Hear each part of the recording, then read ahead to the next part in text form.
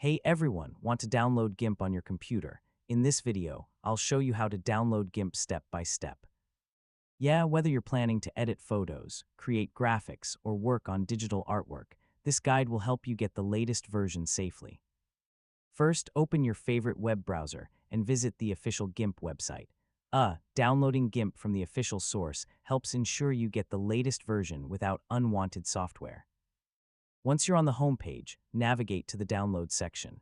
GIMP will usually detect your operating system automatically and recommend the correct version for your device. Next, click the Download button to begin downloading the installer. Depending on your browser, you may be asked where you'd like to save the file. Choose a location that's easy to remember, such as your Downloads folder. After the download starts, wait for it to finish completely. You know, the download time depends on your internet speed and the size of the installation file.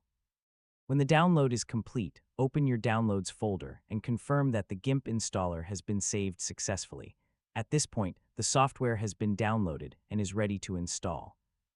If the download doesn't start or stops unexpectedly, check your internet connection, available storage space, and browser settings. These simple checks can fix most download issues.